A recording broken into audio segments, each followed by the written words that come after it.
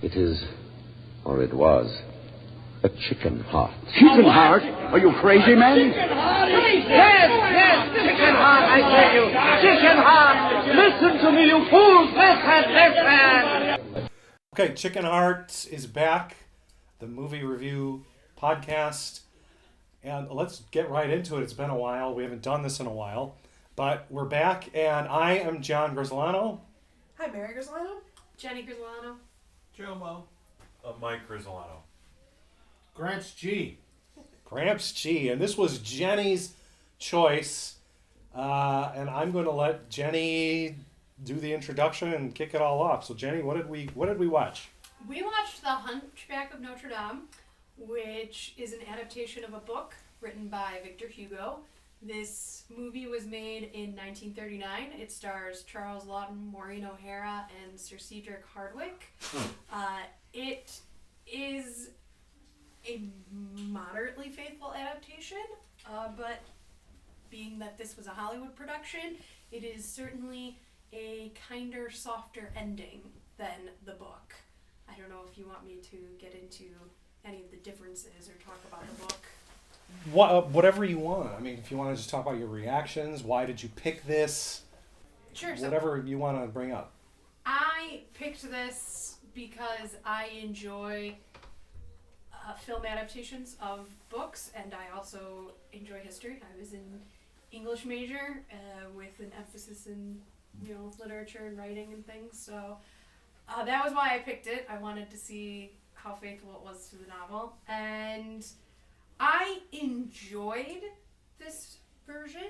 I did. I wasn't all that sad that the ending was happier than the books. You know what? We didn't get. I'll give my spoiler alert because I know these are 70-year-old movies, but you never know who would listen to this and be upset.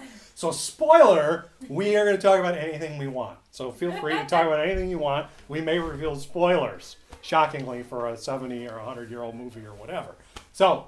Carry on, Jenny. Sure, I will reveal a spoiler. The major differences for anyone who has read the book but not seen this film is that Esmeralda lives in the movie, and she does in fact die in the book. So if you watch this film expecting for a faithful adaptation that way, it is Hollywood. It has been softened.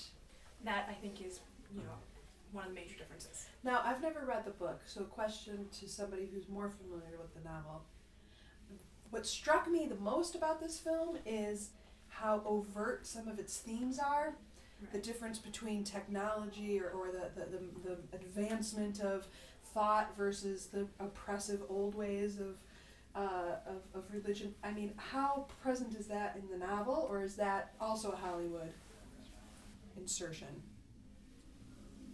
I have no idea. I didn't read. I was hoping somebody. I was like, I didn't read this story because that was my first. The opening scene. The opening scene is this church state. The world is round, not flat, and the advancement of the new and the opening criers. What's his name? He makes that look towards the new, and all the people seem to represent this peasant past of the oppressive church. So, did anybody read the? I read the book years ago. Yeah, I've only read a synopsis on Wikipedia for whatever that's worth. And so. Anybody have a take on the for books? The themes of the novel? Well, I would end up start giving my reaction to the movie because I had several points exactly like you just said of there were anachronisms in the film that I think were for me very jarring actually, and I don't think they were in Hugo's story because it talks about how he was interested in class differences and this sort of oppressive sense of the world these people are in. I don't think it was going for the same angle that the Hollywood production in 1939 was. Yeah, I think those were tacked on for the audience of the time. Yes. But that's also a theme of movies during that time period, isn't it? I offered this because it was something I've been reading about. It's called the Black Legend, and this largely existed between the Protestant English view of Spain, which was to make up this kind of, who was still Catholic, to insert in the past these views of them as very anti-science. Notice those parts about the earth is round, flat, no, it's flat. This one character keeps saying it out. Well, that's actually not true. I mean, it's been found that people of that time Educated. the educated. And let me just give one example. I was shocked in the seminary to learn this reading St. Thomas Aquinas, who studied in the very city that this movie takes place in Paris, 200 years earlier, who answered questions like how many angels dance on the head of a pin. On the question of whether the earth is round, his answer is this: because it is so widely known and accepted that the earth is round, I won't even go on further to answer that question. Like, it was so undisputed in it. And this is the guy that answered the most obscure questions you could think of. On that question, he decided it's so obviously known to those that cared about the answer. So I found that that's become something of the whipping post to talk about people of the Middle Ages as stupid, basically. And that comes out as the theme in this. Almost obvious, right away from the get-go. And I thought, oh, that's, and they think, my understanding, John, you might know, I've heard that term, the black legend. Yes, I've heard it. Yeah. So I offer that too. I was struck by, wow, I didn't think that, because as a kid, I remember, like you said, I don't remember that overarching theme at all. As a kid, you don't even, whatever. But looking now, like, oh, wow, that's so heavy-handed, so from the beginning. And so much more than the class. I mean, I do feel like the question of class was more of a minor theme. I mean, I think it was touched on in the film, but not to the same degree as. Well, you have sorry, this is supposed to be you, but I'm going to throw out my point because you looked at me when you said that about the class thing. For example, you had Thomas Mitchell's character, the head of the Thieves Guild, basically. Yeah. He's talking about, all these thieves are really just out-of-work soldiers who have to pay protection money to the aristocrats. And I'm like, what? Now, of course, this would have made sense to a 1930s audience in the Depression. They all would have been reading newspaper stories and watching movies about where, of course, you have to pay protection to the higher-ups. But in a medieval sense, that just makes no sense at all to me. But this is totally out of context that, naturally, they're thieves because they're out of work, The plant closed down, and so I have to join the Thieves Guild. It's like, no, this is not 1930. But they put these sort of what at that time were the modern concerns and imposed them on a medieval story, and I found that kind of jarring. Not that it was totally dominant in the story, but that was a factor, as well as the Harry Davenport as this sort of nice, kindly king who's all in favor of this printing press and newfangled ideas. And of course I want my populace to read and question me and question authority. Of course, that's great. And it's like, again, these sort of what would have been modern American concepts to say that this was the medieval thought, would have thought this way. I thought that doesn't make any sense. So interestingly enough, the Wikipedia summary does say, like, the king is fine with having Esmeralda killed in the story. Like, somehow the king doesn't. He's like, whatever. What do I care if some gypsy girl gets killed? Yeah. He revokes the sanctuary. Yeah, he revokes the sanctuary. That's it. Yes, the king revokes the sanctuary in the actual story. And there was one more element that I found jarring, which is unrelated, I think, to theme, but the scene where you see the king of the beggars and the beggar's lifestyle, and the blind man is not blind, and the cripple is not crippled. I said to Joe as we were watching it, oh my gosh, this is Brecht. That is the theme of Three Penny Opera, which was made around this time. That idea of everybody's in the game. And I think the King of the Thieves even says it later in the speech you're talking about, where he basically says, we're just not stealing, we're just not making as big of money as on our thieving as the nobility does. Yeah. But that we're all in on the take. And there was something that really... Getting ready for him to break into Mac the Knife somewhere in right. there. It's so jarring, especially because there are certain characters, which makes it a very complicated story in that sense, is that, like, Esmeralda is very sincere and sympathetic, and she's made her case to the kindly king that she can win over the people to be more docile, obedient, or whatnot, not be thieves and such. And then you're just absolutely jarred by that. Where the other pretty nice guy, he starts off a little goofy, but the her boyfriend, O'Brien, a very young. Yes, Ed O'Brien. Edmund O'Brien. I had to see that. A film noir stalwart later on. So these I've never seen him that young as well. Yeah, I mean, she's basically just. I mean, she's there praying and so honest, and you're just sort of like, wow, maybe it can all work out. And then you see him fall upon the thieves' camp, and it's just awful. They are crooked, and they're just needlessly killing people. And they're going to hang him. They were going to kill him until he. In this strange wedding scenario where one of the girls of their says she'll marry, which ends up being Esmeralda, just to keep him from being killed. Here's why they changed like Frollo's job from being. I think That so what were you going to? Maybe you know. I don't want to cut in. I did read something about that. Yeah. my understanding was that they didn't want to offend the religious Yeah, it was the organizations. production code. They did not want to offend the Catholic Church because originally he was in the novel. He's the archdeacon, and that would have been no. At this time, the Catholic Church had a lot of power, and they did not want to offend the church. Which makes it kind of again another complicated element in the story is that in one moment it's this give up the old, and the church representing tradition and the old, of course, Yep. and even show the images of the statues and the cathedral itself of Notre Dame. But then the next minute, you've got this almost over-the-top, kindly, grandfatherly bishop, and the beautiful shots of the interior of Notre Dame, and the priest telling Esmeralda, well, this is how you pray, and she prays with great sincerity and fervor, and even the king overhears her prayer. So you have this strange sort of the churches, and those within it are, the bells of St. Mary, but at the same time archaic, and again, it's flat. It's sort of a wrenching contrast in moments. I found that part at least. I almost wondered if it was that very American idea of the separation of church and state. Like, as long as the church knows its place. Inside the church walls, right? Yes. Right. Sanctuary. Then, so long as it stays inside the church, and they can be very benevolent and sweet, and isn't that cute, but they really shouldn't go outside. And that those theme walls. is said over and over. You can't leave the walls. Remember, if you go outside, you're Quasimodo shouldn't leave. And don't he go says out it there. to her. You don't go outside. And she couldn't go either because it was too dangerous. And the bishop at the doorway even she says, loses her sanctuary. She loses sanctuary. Listen, you must never leave the church. Oh, they'll hang you.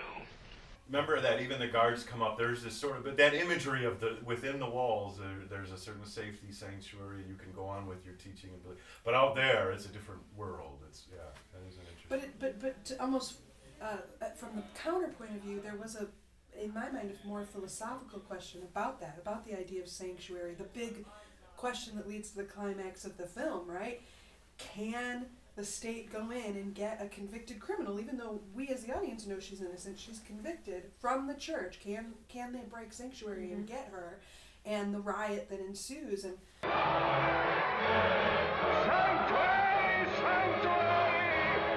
I found that to be and in the film, as you say, ultimately the king says no, but in the book the king says yes, which is the destruction of the idea of the religious sanctuary, right? Which is no. Did you say no? Oh, I'm agreeing. Oh, you're agreeing. No.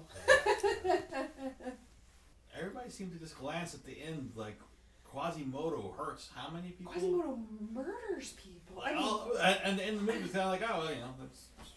Yeah, I mean, that was one of the darkest moments of the film for me, when Quasimodo, to defend Esmeralda, murder is a strong word, but killing people who are storming, and because he doesn't know why, he thinks they're coming to hurt her, and they're coming because they believe that they're trying to save her, and he ultimately pours scalding molten lead on the droves of people coming to save, quote unquote, Esmeralda, kills the king of the thieves. I mean, it's a really heart-wrenching scene because he's seen as, in my opinion, the great innocent of the film, right?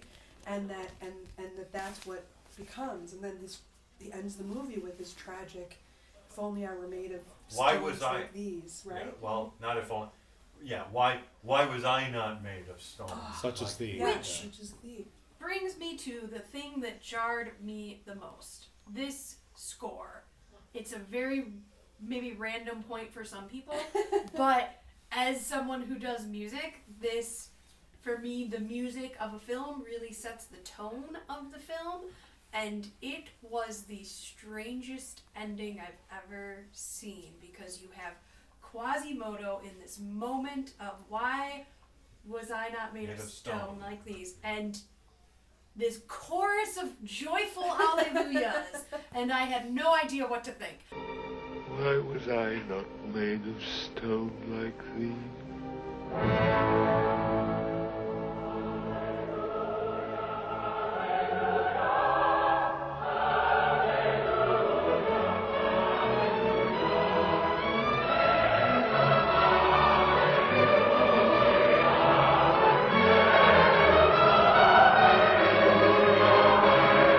was like, all right, are we happy that Esmeralda was saved and she's off with Granier? Are we? I feel like I'm supposed to be sad and sympathetic with Quasimodo, but I have this joyful chorus and I don't know what to think. I enjoyed that dichotomy because I found it to be a really eerily heart-wrenching moment, right? Esmeralda, they're able to leave Quasimodo in his bell tower, and most likely, I mean, I interpret it as sort of cynically, they're moving on with their lives. Right. And this already broken man has sort of, and in the novel he dies, so it's a non-issue, but he's sort of gone beyond. And he's killed Frollo, who had been his adopted father. He Basically. killed It was his basically adopted father. Yes, yeah. He killed his adopted father. I mean, so It's that's he's got nobody. And now the reason why he did all of this is leaving. He's leaving. Well, you know, I mean, in the end, if you were to look at least in the movie presentation, the purest one in the end of heart isn't Quasimodo. Esmeralda is the Yes. most innocent of. She doesn't. Like in the beginning, Quasimodo is so Christ-like. He comes in with the crown. Yes. Remember, like we just had Palm Sunday. Oh hail! And then they beat him. They torture Yes. him. Remember? Yes. Scourging, and then he rescues Esmeralda. But in the end, he kind of falls. It seems like it's not in the same way, but like Frollo. Frollo feels bewitched by Esmeralda, right? Yes. And he does evil. You've bewitched me, and in some level, Quasimodo, though maybe much more innocently in his own heart, but he ends up doing all kinds of awful things. And it might just be Charles Laughton's portrayal of him, but he never. The difference between him and Frollo is Quasimodo never seems like a emotionally mature human, right? I mean, he's clearly very childlike and fits of rage and innocent joy and You think very so? naive. Well, and that's why when he starts speaking, it's really it's almost like a Frankenstein character to me. Of like he's very bright in many ways, but not emotionally mature. No, I think he's not. Maybe you're right. Maybe not emotionally mature, but I was going to say, not to. I know this is a totally different genre, but in some sense, aside from Esmeralda, I thought Quasimodo was, if you'll pardon me, more human than the humans. Right. He was the most human character, and maybe because he does have certain joys and rages, but I mean he puts up with a lot. I mean, this guy does a lot, and he is a fairly noble soul. Yeah. And even when he does bad things, I think he thinks he's doing right to try and protect her. Right. He doesn't know that the people attacking. No, that's what makes it so sad. I know, but I mean, I don't think I would view that like morally. You know, he's not doing anything evil, knowing like Frollo is. I think Frollo. What I mean is in Esmeralda. She and to use the Christ-like imagery, which is part of the theme of the movie. She's when she is innocent, she doesn't use violence to defend herself. This is true. And that's all I meant, is Quasimodo is acting innocently, and you can, of course, use violence to do I was directing my guns more at Mary's comment about Quasimodo. About his intelligence? He may not be super intelligent, but I mean, in terms of his...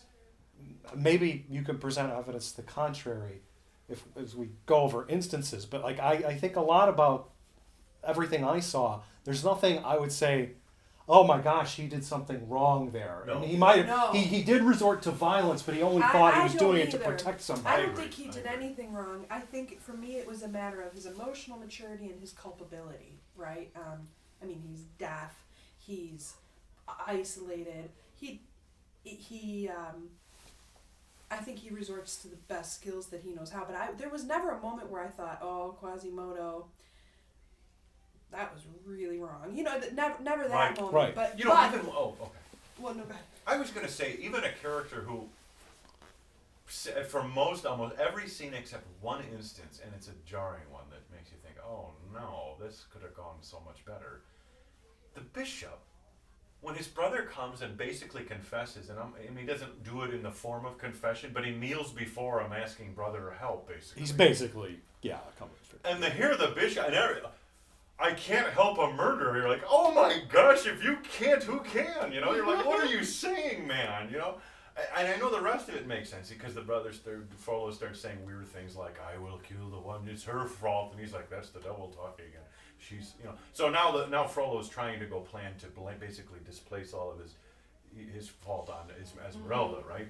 But that moment when everything seems to be hanging in the balance, and his brother could offer him forgiveness in a way to make it right, he says that almost like unbelievable line of, I can't help a murderer. Like, what does that mean exactly? Like, of course you can't help him hide his guilt, but how you can, I don't know, I found that as a priest, you can I found offer that like, something, oh yeah. my gosh, Right. that was the worst thing to say, because his brother even looks up like, you're my, no, I don't know, is he expecting him to help cover him? I don't understand I what he's, did think that. What did the story say? What did Victor Hugo? Well, the brother character wasn't in it. I got the impression that they split the character in the novel into the. Well, there is a good and younger bad. of himself. Frollo. Claude Frollo is the archdeacon, and he has a younger brother in the Who's story. like an named alcoholic, Jean. right? Yes. Yeah, who doesn't really have any real authority, I don't think. Right. He's So they he's made. the screw up little brother. Yeah, they made Claude the bishop in the movie, and Jean the younger brother in the film. Yeah, I agree with you, Mike. I remember the same scene and had the same reaction. It was like, there, you could have handled this better. Yeah. I would like to say that the Hunchback had a pretty good makeup job for that time period. Yes. I For was that gonna say time period, looking at it, it's good. Yes. Yeah. Yeah, Should I mean, we talk- that they were so proud of it that they do the scene where they whip him stripped of his top, you know, so they show whatever they could, his spine, they remember the vertebrae on his spine sticking out. Yeah, that was a pitiable. Maybe we should talk a little bit about Charles Laughton's performance, because I think he's the best part of the movie. We've been pounding on sort of what I think are the weak characteristics, which are the sort of general overarching society they put this in is kind of an anachronism in my point of view, and there's problems with the story, but I think Charles Laughton is great, and I think he does a fantastic job. I actually thought he'd won an Academy Award, and he wasn't even nominated. Wow. Yeah, I agree with you. I mean, we might have loved his performance for different things, but it was the exact innocence and childlike nature that he brings to the role that is what I thought was so remarkable. He's, in my mind, somebody who's physically deformed, who has lived in isolation and gone deaf and struggled with the things he clearly has struggled with. He captured that. I'm deaf, you know. You would think there'd be nothing more wrong with me, wouldn't you? But I'm deaf too. It's horrible. Really well. I found one of the most powerful scenes for me is when he's talking to Esmeralda and he covers the side of his face that's deformed and covers his mouth, and just that moment he says, I have something to tell you, and what was so heartbreaking is that he sounded normal in that moment. Like, he's hiding his face and his voice sounds more, I'm sure, the way Charles Laughton's voice actually sounds. And then he, uncovers his face and turns away and can't finish. But it was just very moving. Yeah, he did an excellent job of portraying those emotions. And He did. I've seen that with children who have hair lips that they have not yet corrected, that they would hold their stuffed animal over their mouth because people would stare, and so as they talk they might have like a little bunny or something. And it's sad because he in that childlike way to hide his, because he draws so much. And she too is sweet, as kind as she is, and she does give him water, and she is gracious to him. And even at the end, if you remember in the movie at least, as she rides away with her storybook ending, she does look up with a troubled face up at the bell tower. Do you remember that? Yeah, and for so many weaknesses that I agree there were in this film, there were also moments that I thought were so, when it was about the character in the story, poignant. And one of them is when Quasimodo's showing Esmeralda his bells, and it's terrifying her, and he's just sort of overcome with elation, and she ends up falling to the ground, and it's just sort of overwhelming to her how whatever she's feeling. Well, it's I mean, loud too. Remember that and place. it's loud. I mean, the whole thing is just. I found it really powerful. But anyway. I really liked Maureen O'Hara too. I thought she was lovely. She did. I mean, she's charming. She's beautiful. She's kind.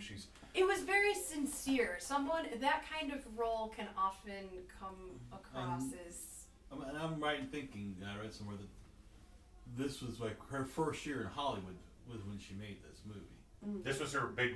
They said this was her breakout she, role. she had a movie before it, but this was her big one. Yes. And I think it was Lawton who actually discovered her. Oh, is that right? I don't know. Like someone, like he had seen her in something else, and he handpicked her for this movie. So pretty much, she owes a lot of her career to him. Yeah, but she comes across as very sincere, and in that scene in the church when she's first praying to the Mother of God, it's very believable and not overly sweet, or it doesn't feel put on. Mm-hmm. Well, her brother in real life was a priest. Really, I did not know that. So I mean, that's so that kind of gave an indication that if she comes across as a very holy or religious, I mean that's a background, and the family must have been because her brother, was a priest.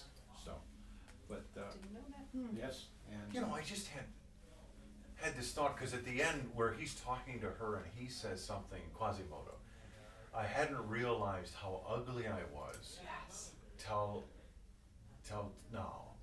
Because you're so beautiful. I never realized till now how ugly I am. And because you're so beautiful. And it's interesting is that each one of those two characters in their own way draws all sorts of unasked for, unwarranted, undesired reaction from people. He with fear and disgust, and she with lust and other and all sorts of terrible things are coming from people's response to their, and they are in fact, like we discussed, the kindest, the best people inside, even though their outward appearances garner all kinds of horrible reactions.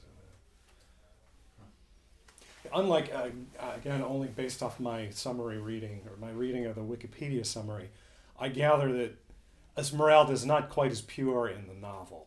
She is kind to him, but she definitely wants the captain of the guard, and she's far more easily seduced, I guess you'd say, by these worldly things. Like, she does think Quasimodo is pretty scary, unattractive, ugly, and she doesn't relent, in terms of.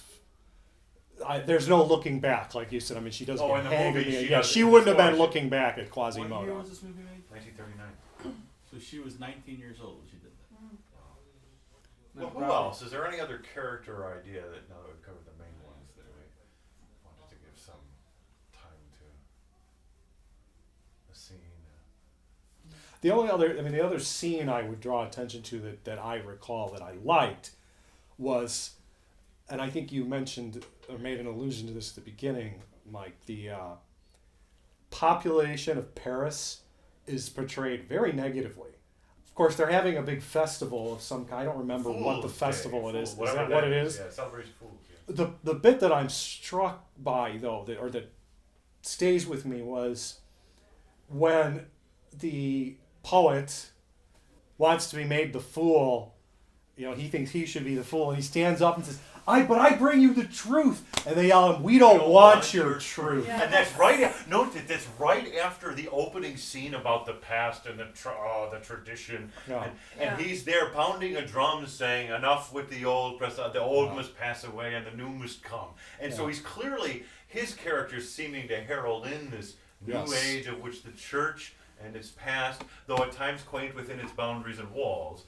You know what I mean? You're definitely, and then the people there who are cruel, callous, heartless, stupid. There's nothing about the crowd that is good in any of those scenes. Yeah, I mean, other than there's very few people that actually. Well, I shouldn't say that.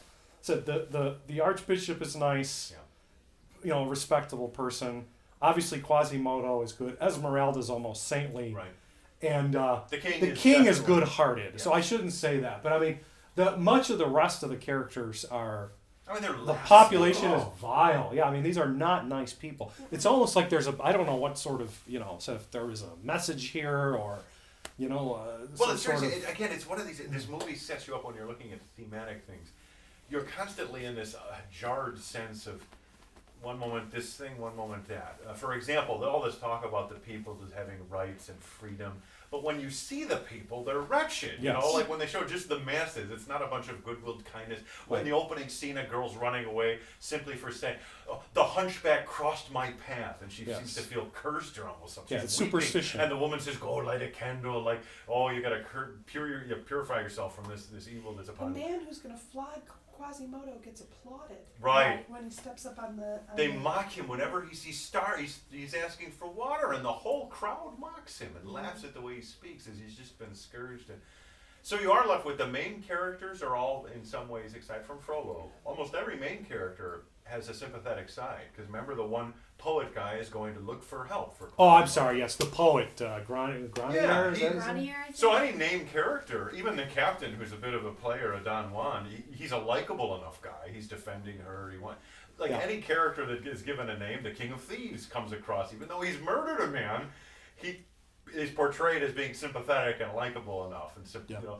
but it is interesting. Anybody that doesn't have a name in this, it's almost like the red shirt guys from Star Trek who get killed. Like anybody without a name, you're going to be a heartless rabble. Romances. Well, there was one other scene I want to point to that only because I enjoyed the filmmaking of it, which is when Quasimodo's chasing Esmeralda in the beginning of the film Yeah, where they had down the the street, wall thing. and they're both on different sides of the wall, and then it leads to from the moment where he's chasing her to the moment of the poet getting into the den of thieves, where everyone is crawling out at him saying, penny. It's very creepy and Yes. eerie, and I enjoyed it. I enjoyed it as maybe because it set up the Brecht, but I enjoyed the idea of the squalor and the poverty and the underbelly of the city at night around this massive cathedral. I thought the movie looked great. It was I was beautiful. It was very beautifully done. impressed by, considering it was 1939, by how Well, then they built all that, authentic it and they looked. built all that for the movie. Yes. Like that was like it wasn't like they went on site or anything. It was studio. Like they built everything there. I think I said at that point it was one of the most expensive sets ever. I could believe Ever that. I done. actually wondered that because it So looks they really built- good. Yeah, The they Notre built, Dame, yeah, they built basically it, a church, or they used the church like it to. No, they built it. They built something. They built something. In The fact, whole thing was filmed in Joe, studio. I read something. We must have read the same thing. I think I read that it was so expensive, the production. Even though the film was successful, they didn't make a lot of money on it because the expenses were so high. Yeah. They didn't make, even though it was a successful film. Well, it was worth it because Yeah. it still looks good. Yeah. Yeah, it does. Oh, it does look very good. The sets are fantastic. And for the era, even though I think the performances were big to what you guys were saying, I didn't think that it was over the top. I agree. I think maybe that's one of the things I liked about Maureen O'Hara. I've seen, who's the one who's in Marie Antoinette? And I like her. Norma Shearer. Norma Shearer. I like that film, Marie Antoinette, but she's very over the top and dramatic. And I think maybe that's why I liked Maureen O'Hara. Is for the era, she was not nearly as over the top and dramatic. And oh dear, my hand to my forehead. Sir Cedric, he wasn't, and this is 15 No. years before 10 Commandments or whatever. When he was epic mode. Yes. He's stern and subdued though. He's not. He's. I mean, they did a lot of close-ups. They were very close to the face, and it's very interesting. The shots of a lot of the characters. Their expressiveness was not staged, like stage theater kind of performance. Yes. And they did a lot with lighting in that movie too. Yeah, do you know There's a who lot. the Oh, yeah, yes. I did. And I'm not talking the cheesy. Am I just the like only the one who eyes felt thing. like he was lit like Dracula? Yeah. In the scene with her under the tree? Yeah. Oh, Legend. yeah. Only Yes. his, he was Yes. black everywhere except Yes. the face. Yeah, the eyes. They did a lot of just Oh, my eyes. totally. Mhm. Totally.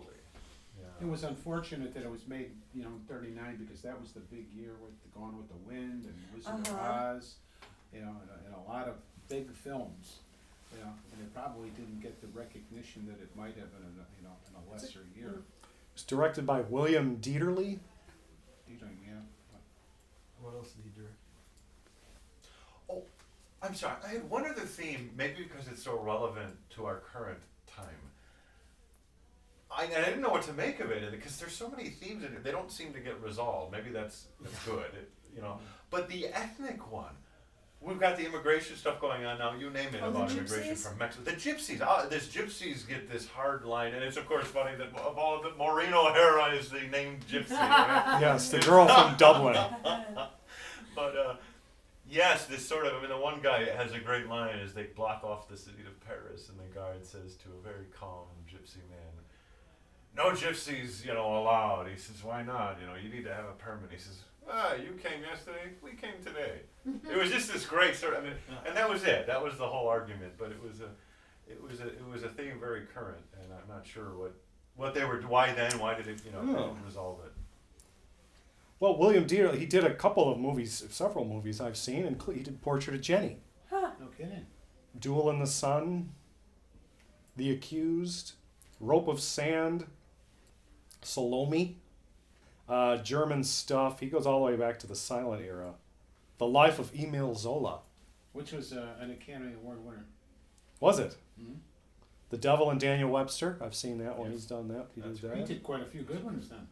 A 1944 version of Kismet. Kismet? Is that the Kismet? No. It's another not the musical Kismet? version. It was probably a non-musical. Let's see what it says. Should we? Oh, Ronald Coleman and Marlena Dietrich? Since the guest, or should we do a All right. round of comments? Yeah, we want to do individual comments and reviews, and let's start with Jenny. You want to give your rating, and we do the patented Chicken Heart 1,000-star rating system. So instead of 10 stars, 1,000 stars. Mm-hmm. So how many stars would you give it? So Jenny, what's your review of this film? I would rate it as 800 or 850 stars out of 1,000. It's excellent. Again, not an extremely faithful adaptation of the book, but as a standalone film, it's very well done. Great acting, great sets, and I think the themes can be a bit confusing or conflicting, but in general, very much worth a watch. It's worth watching. I would give it 750 3/4 of a star. Like, it's beautiful to see. The acting is great. I do have issues with how they changed some of the story stuff in it, but other than that, no, I enjoyed it. Mike? I would give it 850 stars out of 1,000.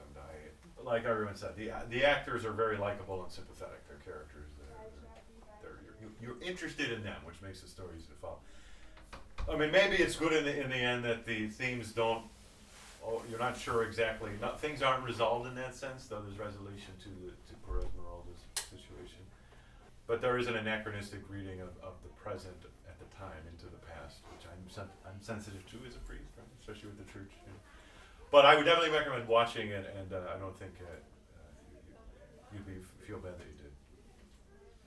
We didn't let you said you also had, if you had any other like insights or points you wanted to make. Go ahead. I viewed the film more for the entertainment element as compared to the conformity with, say, the book or anything, which I never read. But liking old films, I'd give it 875. I think that considering the time and the place, the sets and everything were tremendous. And being black and white, I mean, considering black and white was still somewhat the standard, but if it would have been in a color film, it would have been unbelievable. Sets were great. The acting was outstanding, and if you were at all familiar with the silent film with the Lon Chaney, Hunchback of Notre Dame, the improvement in the quality of sets, acting, makeup is and it wasn't all that much lag time. It's tremendous. It was a very enjoyable film from just the viewing point of view as entertainment. How many stars was that? 875. 875. And did you have any? Did you have a thing that jumped out at you? I think looking at the film as in light of the world as it is today, the fact that the bishop came across as somebody who said, I can't condemn the person because she's innocent, and he stood up for her, and was something other than a wishy-washy person at that point. I thought was great, because it would have taken a heroic situation, considering it was against the public opinion and what the public wanted. I was impressed with that. Yes. Okay, so that was what I wanted. That was one thing that caught my attention. Was Gotcha. the fact that at that instant he was a heroic guy and stood up for the right. Yes. I cannot allow this girl to do public penance on holy ground because she is not guilty. Then she will hang without public penance. You won't dare. She is a witch and must die. Take it away. He was a just judge, if you would. Yeah, I'd give it in the high 800s. I feel like the characters are really interesting. Even the themes that seem out of place were engaging. I mean, I found them interesting. It's beautiful. It's enjoyable, and we could talk about it for 45 minutes. Still have more to say. It's a good film. Wow, I'm going to actually give it the lowest score. I'd give it 700 out of 1,000. It's certainly above average. It's something I liked, but I was jarred enough by those sort of anachronisms where that sort of stuff drives me crazy.